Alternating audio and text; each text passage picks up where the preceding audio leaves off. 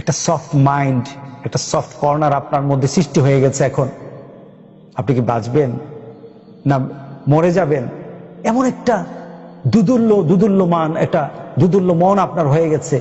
এই মুহূর্তে আপনাকে ঘরে থাকা দরকার। আহ্বান জানাই সবাইকে। কোনোদিন হয়তো রাতের বেলা তাহাজ্জুদের নামাজ পড়েন নাই, হয়তো আজকে উঠে যাবেন। হয়তো আজকে নামাজ পড়ার জন্য মন সাই দিয়ে দেবে। হয়তোবা এই রাতের চোখের পানি আপনাকে আল্লাহ অলির কাতারে নিয়ে যাবেন। গত জীবনের গুনাহগুলি মাফ করে দিবেন, আপনার বিপদ আল্লাহ দূর করে দিবেন। আল্লাহ সুবহানাহু ওয়া তাআলা আপনাকে একজন ভালো শ্রেষ্ঠ একটা জান্নাতি মানুষ হিসাবে আল্লাহ সুবহানাহু ওয়া তাআলা কবুল করে নেবেন। আল্লাহ হয়তো আপনাকে দুনিয়া এবং আখিরাতের শ্রেষ্ঠত্ব দান করে দিবেন।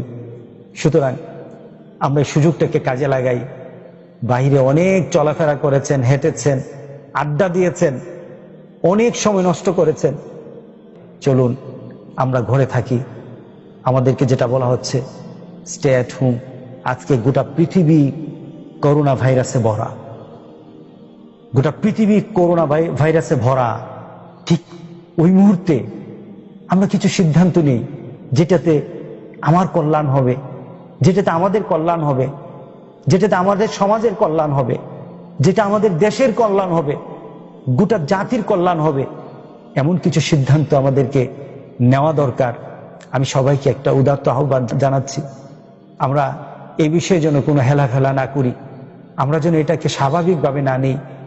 সরকার যেভাবে আমাদেরকে বোঝানোর চেষ্টা করছে, আর্মি নামিয়ে দিয়েছে, আর্মি রাস্তায় বিভিন্নভাবে আমাদেরকে বোঝানোর চেষ্টা করছে, না বোঝালে কোনো প্রেশার ক্রিয়েট করছে, কিন্তু আমরা বুঝতে চাই না।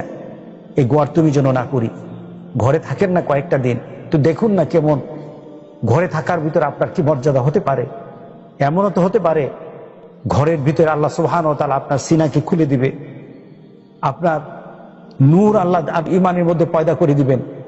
আল্লাহর প্রতি আপনার ভালোবাসা বৃদ্ধি হয়ে যাবে, রাসূলের প্রতি ভালোবাসা বৃদ্ধি হয়ে যাবে। একটা ঘরের মধ্যে আটকে থাকা কঠিন কঠিন বিষয়। ওই মুহূর্তে সে আল্লাহর উপর নিজের নিজের ইমানি শক্তিকে বাড়িয়ে দেবে, নিজের ইমান অবস্থানকে বাড়িয়ে দেবে, নিজের আল্লাহর দরবারে নিজেকে পেশ করে ওইভাবে পেশ করবে, মাবুদ এর মাঝে যদি কল্যাণ থাকে সব তোমার থেকে আসবে। নিজের ভাগ্যের ব্যাপারে আল্লাহর দরবারে এভাবে নিজেকে প্রকাশ করা, ভাগ্যে যা আছে তাই হবে। ভাগ্যে যদি থাকে আমার মৃত্যু, যদি ভাগ্যে যদি থাকে কেউ রোধ করতে পারবে না। আর যদি আমার ভাগ্যে যদি থাকে, আমার মৃত্যু যদি আমার ভাগ্যে না থাকে, পৃথিবীর কেউ আমাকে মারতে পারবে না। এই একটা ইমানি শক্তি, এই একটা চাহিদা, এই একটা মানসিক বল নিজের মধ্যে সৃষ্টি করতে পারলে রাসূল সাল্লাল্লাহু আলাইহি সাল্লাম তাকে বলছেন যে তুমি ঘরে নামাজ পড়ছো, তুমি ঘরে অবস্থান করছো, তোমার মধ্যে এই আকীদা, তোমার এই চিন্তা চলে আসছে আল্লাহর প্রতি, আল্লাহ সুবহানাহু ওয়া তাআলা তোমাকে কি পুরস্কার দিবেন। রাসূল সাল্লাল্লাহু আলাইহি সাল্লাম বলছেন ইল্লা মিসলু আজর শহীদ, তাকে আল্লাহ সুবহানাহু ওয়া তাআলা শহীদের মর্যাদা দান করবেন। সুবহানাল্লাহ, সুবহানাল্লাহ, শহীদের মর্যাদা।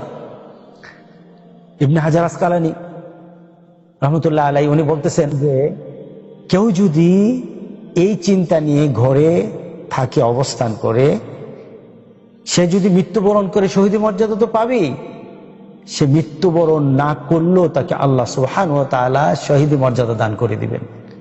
সুতরাং উদাত্ত আহ্বান জানাই, আপনি একটু সময় নিজের জন্য ছাড় করে দেন। এই মুহূর্তটা আপনি নিজেকে গুটিয়ে রাখেন, হয়তো আল্লাহ সুবহানাহু ওয়া তাআলা আপনাকে সুযোগ করে দিবে সামনের সময়গুলি আপনাকে সুন্দরভাবে চলার। আপনি কেন করছেন না? আপনি কেন করছেন না? আমি আবার আপনাদেরকে বলি, ঘরে থাকুন, স্টে সেফ। আপনি ঘরে থাকলে ভালো থাকবেন, আল্লাহ ভালো রাখবেন আপনাকে ইনশাআল্লাহ। দোয়া করি, দোয়া চাই আল্লাহ সবাইকে বুঝার তৌফিক দান করুক। এই মুহূর্তকে আমরা আমাদের গনিমত হিসাবে মনে করি। রাসূল সাল্লাল্লাহু আলাইহি সাল্লাম যেটাকে বলেছেন যে অবসর সময়কে তোমরা গনিমত মনে করে তোমরা ইবাদতে তোমার সময়টাকে তুমি ব্যয় করো। আল্লাহ যেন আমাদের সবাইকে তৌফিক দান করেন। Rose TV 24. Enjoy by listening to the Holy Quran.